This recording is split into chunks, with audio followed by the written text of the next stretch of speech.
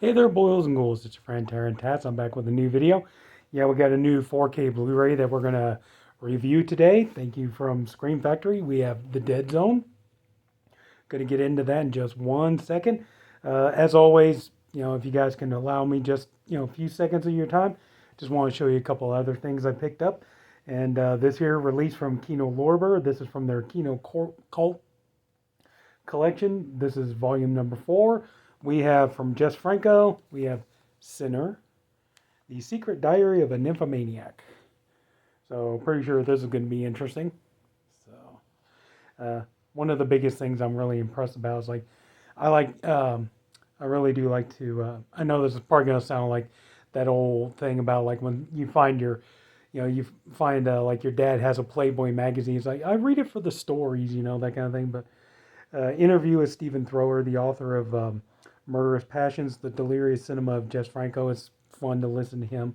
But also, too, you got commentary by novelist and critic Tim Lucas, interview with actress Jacqueline Laurent, interview with actress Anne Libert, let's see, interview with filmmaker Gerard Kikane. I hope I pronounced that right. English and French audio tracks. And yeah, not much different than. But anyway, yeah, I got that in today. And also, too, got this on 4K. Unfortunately, I haven't had a chance to check this out yet. But we have The Wailing. Really good price for this, only $16.99 for a 4K. So I'm sure it's going to be fine, but at the same time, you kind of wonder, though, it's like, wow, man, a price that low is like, kind of makes you wonder, like how good is the quality of it going to be? But I guess we're going to find out, aren't we? But anyway, so yeah, just pick these two bad boys up. Just wanted to show that real quick. All right, now let's get to the real reason why you're here. And today, like I said, from Scream Factory, this got a little dinged up from the looks of it in the mail. But on 4K now we have The Dead Zone from 1983, directed by David Cronenberg, produced by Deborah Hill, obviously based on the book by Stephen King. So in his mind, he has the power to see the future. In his hands, he has the power to change it.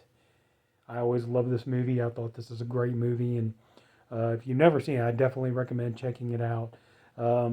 It does have horror elements in it, but wow, I mean, you have a fantastic cast in this movie. Christopher Walken, I think this is easily one of his best performances. Brooke Adams, Herbert Loam. I remember being a kid and I watched this and really, really being impressed by what a great performance Herbert Loam gives. As Dr. Weezak because well, there he is right there. Because I remember, the only thing at that point I ever seen him in was a couple of the Pink Panther movies, and just I mean, I always liked him in those movies. He was so funny and so awesome in those movies, but just to see him tackle a very serious, dramatic role, he was fantastic in it. Martin Sheen, Tom Skerritt, like wow, I mean, Colleen Dewhurst, like well, I mean, you have a hell of a cast in this movie, you really do, and just I honestly do recommend picking up this movie if you haven't seen it. And we got one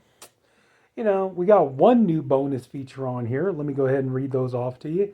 Oh, here's the back real quick first. I think I've showed that already, but okay, so on disc 1, the 4K disc, you got new 2023 transfer from the original camera negative in Dolby Vision, so obviously HDR. Let's see, new audio commentary with filmmaker Mike Flanagan and Eric Vesp and Scott Wampler of the King cast. Audio commentary, excuse me, audio commentary with director of photography Mark Irwin. Audio commentary with film historian Michael Gingold. Audio commentary with film historian author Dr. Stephen Haberman and filmmaker film historian Constantine Nasir. I hope I pronounced that right. Audio commentary with film music historian Daniel Schweiger and isolated score sections. Then on disc 2 on the Blu-ray, you have all of those. Commentaries. I'm not rereading that all over again. Sarah's Story interview with actress Brooke Adams. Cole Visions producing The Dead Zone. Interview with production manager John M. Eckert and associate producer Jeffrey Chernov. Trailers from Hell. Mick Garris on The Dead Zone. Memories from The Dead Zone. The look of The Dead Zone. Visions of The Dead Zone. The politics of The Dead Zone. Theatrical trailer. TV spots. Sorry, Rob and Jason, Glenn, no radio spots. And then behind the scenes still gallery. So that's what you get on here. Yeah, I mean, wow. How many? One, two, three, four. That's five commentaries on one movie. Sadly, though, unfortunately, no commentary by the one person I really would like to hear from, and that is David Cronenberg. Maybe, I don't know, maybe he's done commentaries on some of his other films, like Videodrome, things like that. Unfortunately, though, no commentary on this. I guess, well, I don't know.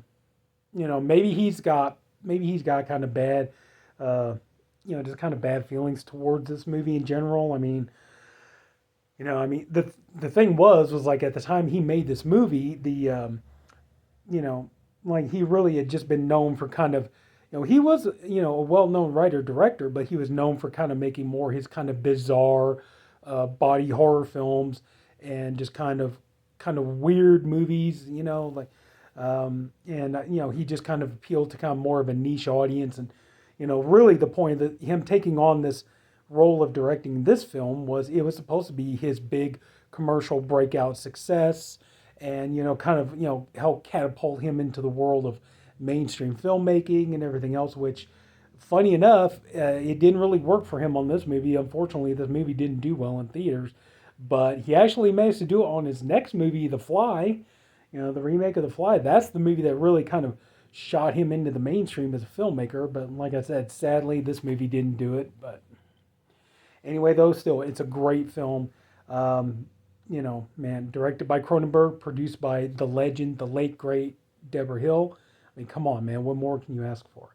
Um, yeah, one of the few times, though, that he didn't work with Howard Shore. Normally, Howard Shore would do all of his music scores. I don't know why he didn't work with him on this one, but he worked with Michael Kamen, and, but still, an amazing, fantastic score. So yeah, everything you could want in this movie. A great film. And just real quick, I promise I'm going to get to the other stuff too. I just thought it was kind of funny at the very rewatching this and checking out the 4K scan and everything else. I just thought it was really funny and amusing at the beginning of the movie that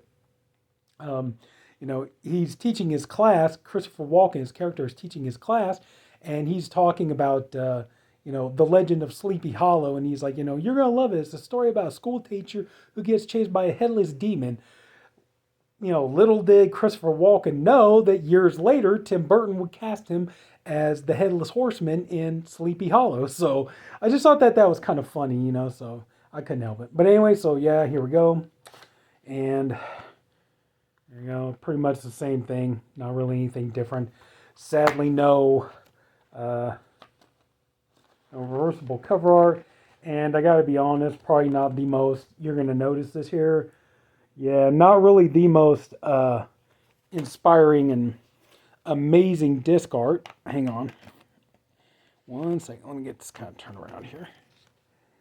Yeah, not really the most amazing disc art, not the most imaginative they've ever done. But so anyway, yeah, it's a kind of, not really, doesn't seem like too much effort put into this. And probably one of the reasons why everybody complains about when Scream Factory does some of their 4Ks. Just kind of like seems like, just kind of feels like man, just it's a product. Just churn it out and get it out there. Don't put too much thought or effort into it.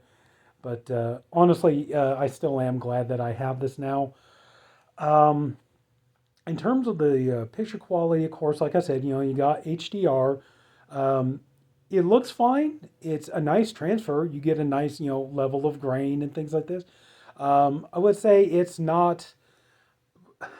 definitely not the most visually dazzling looking film I've ever seen on 4K. I mean, obviously a lot of it is because it's in winter and it's just kind of cold and blistery and not a lot of, very vibrant colors, just a lot of snow and everything.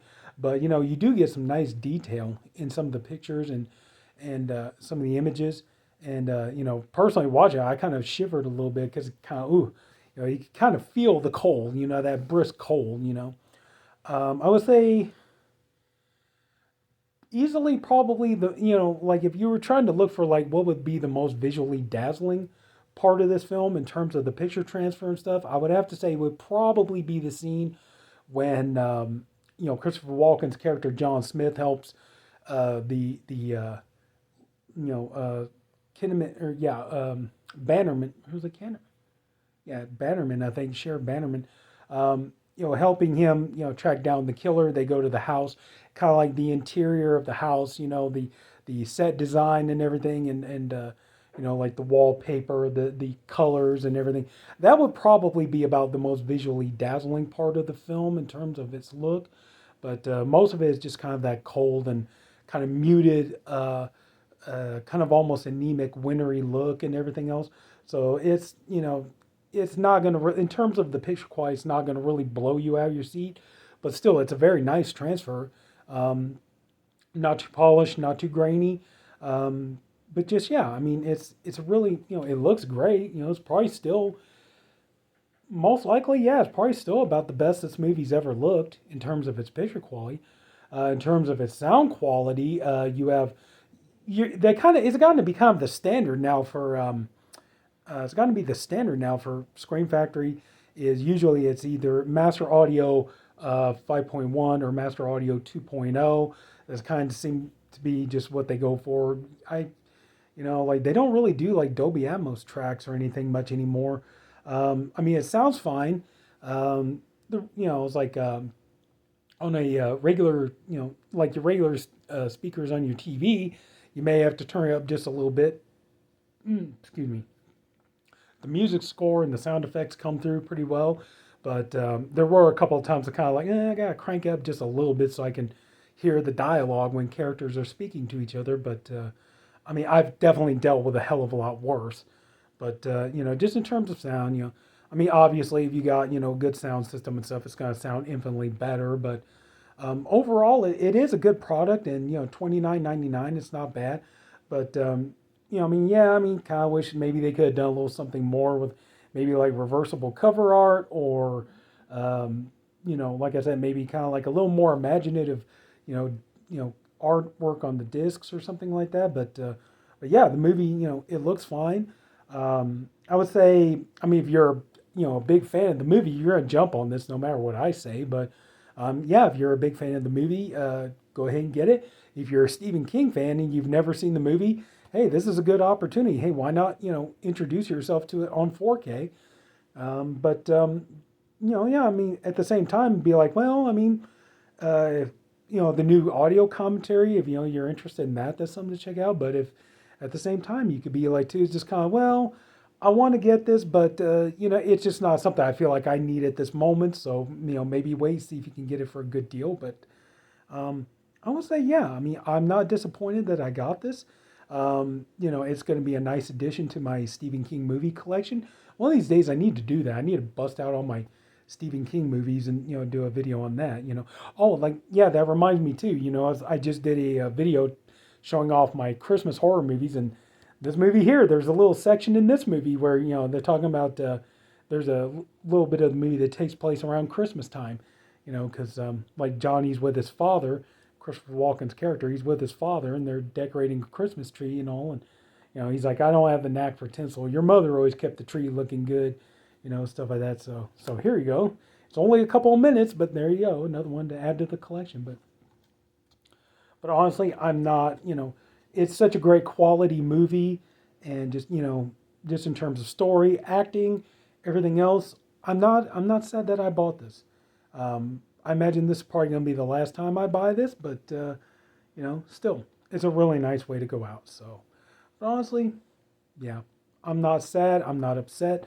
I don't feel cheated or slighted or anything like that. And hey, it's a great movie, and I'm happy with it. So that's it. So if anybody took the time to watch this, I thank you for doing it. I appreciate you for doing it. I honestly hope you enjoyed the video. If you did, could you please leave it a like? And if you haven't already, please go and subscribe to my channel. And that's going to be it. So take care, my boils and ghouls. I'll see you all later. Bye.